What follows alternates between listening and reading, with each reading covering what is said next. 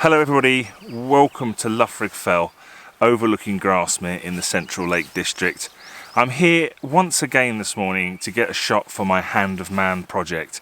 And while we're at it, I want to talk a little bit about adding depth to our images. It is that age-old problem of trying to turn a two-dimensional photograph into a more three-dimensional experience for the viewer. And we're going to look at how including both a foreground and a background can help us achieve that.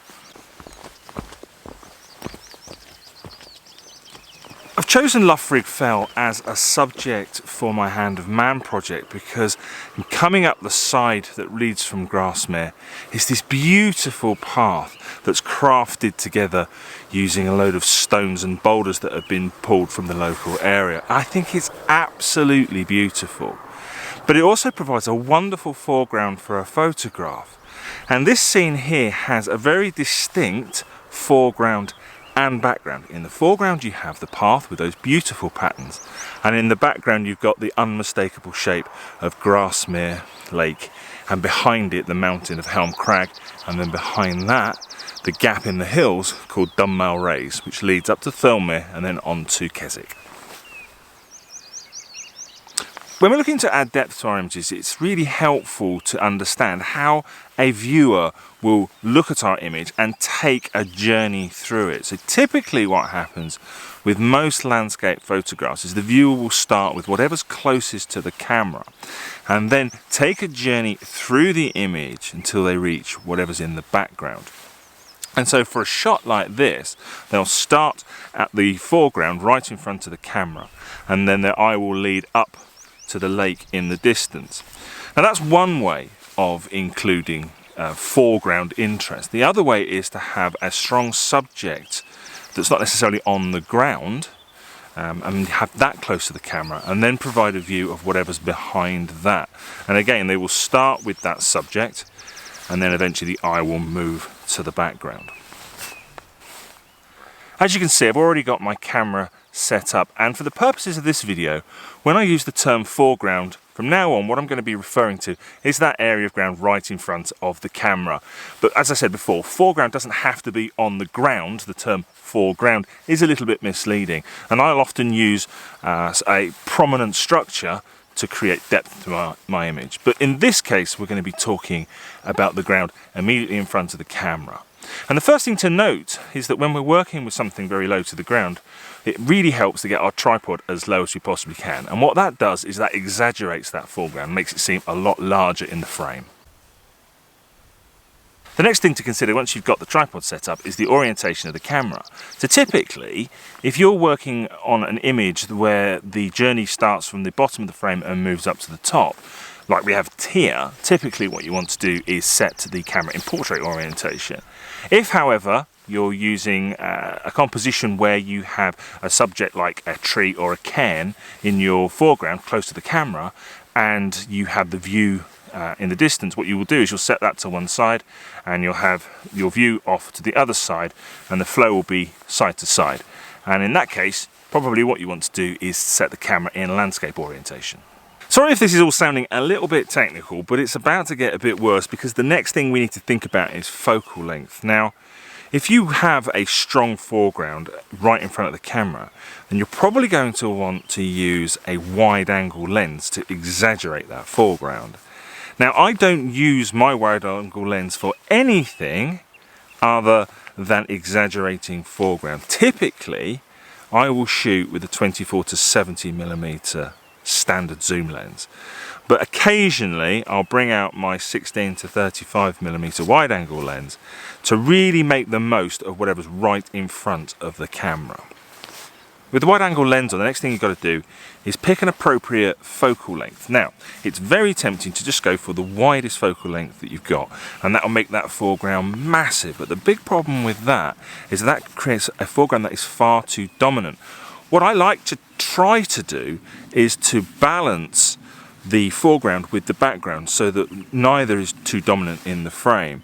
And so on this occasion I'm shooting not at 16mm, which is the widest for that lens, but closer to 20mm, and that creates a much more balanced image. the foreground is still very dominant, and don't forget that really, in this case, the path is actually the subject of the photo. But even so, I still want to try and create a little bit of balance. If I went for 16mm, I'd have a lot of path in, and the lake would be very, very small in the frame. Settings for this kind of shot are fairly standard actually, but the big thing that we want to consider is depth of field. Now obviously we've got something that's very close to the camera, we've got something that's very far away from the camera, so our depth of field is going to be really, really big. Now normally I would shoot at f11, which is a really good compromise between depth of field and lens sharpness. Typically landscape photographers won't go too far between f16, maybe sometimes f18. As we get a smaller and smaller aperture, rather than things getting sharper as you might expect, because of the way that light is passing through that smaller hole, we actually get a softer image. When you're taking a shot like this, it is really helpful to understand the hyperfocal distance. And we don't want to get too much into that today. What it essentially is, it's the point of focus that will give you the biggest depth of field, the most front to back sharpness.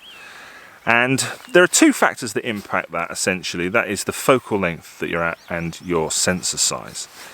And so for this combination, which I am a full frame sensor, and I'm at 20mm roughly, the hyperfocal distance is around 1.2 meters. So I want to be focusing on something that's about 1.2 meters from the camera. And that should give me a depth of field that extends from inside a meter to infinity. And so that should be just about enough to give me all that front to back sharpness. If anything, my background might be a little bit soft, but I don't mind that so much. The next thing I did want to talk about was light, but as you can see, we don't really have any today. We've got lots of cloud, which is creating nice soft diffuse light, but what I wanted was some nice direct, warm light on my foreground to really accentuate that and create a bit more interest. Haven't got that unfortunately, but when you do have that, what you want to try to do is to reduce as much glare that's on your foreground as possible. When you put direct light onto a subject, you often get reflections and glare coming off of it. So in order to cut that out, you use a polariser. So I put the polariser on the front of the camera, crank that to the max, and had we had any light, that should have reduced the amount of reflection and glare that we got off of that foreground.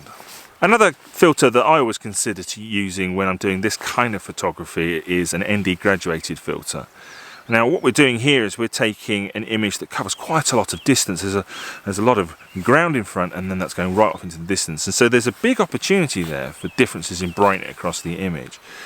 And so I'm going to use a grad to darken down the background, and that creates a much more balanced exposure, despite the fact that actually my foreground is quite bright. It's a light colour, but putting a grad on is bringing that exposure and the difference between my lights and darks a little bit closer, because what's in the distance and the sky, that's probably the brightest part of this image. I do have another couple of tips that you can use when you're trying to add depth to your images. The first one is try and use a foreground that has natural leading lines. What you're trying to do is you're trying to get your viewer to move their eye from what's directly in front of the camera up into the distance. And so if you provide something that has strong leading lines leading the eye up to the background, that's going to be very, very effective.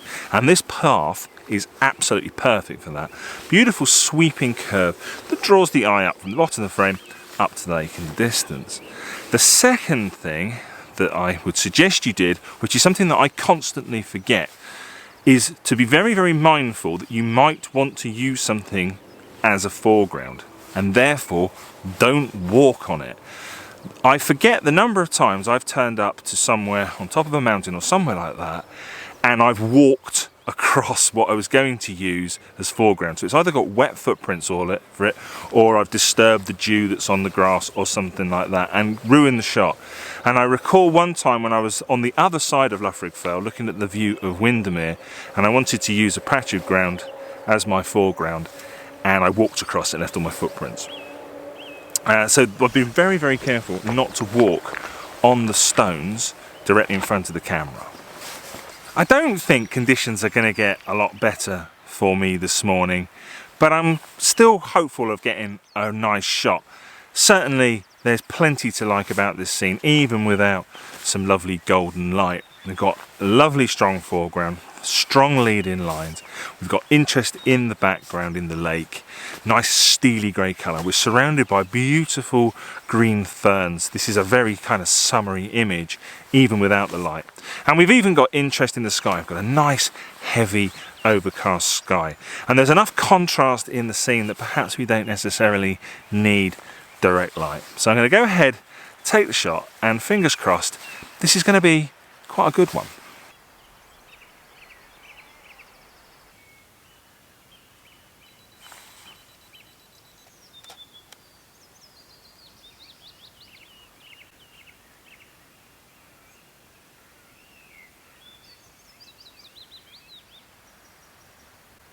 Adding depth to your images is a really useful way of creating much more interesting photographs and providing the viewer with a journey throughout the scene. If this is something that you like to do, then do let us know the tips and tricks that you use by leaving a comment below.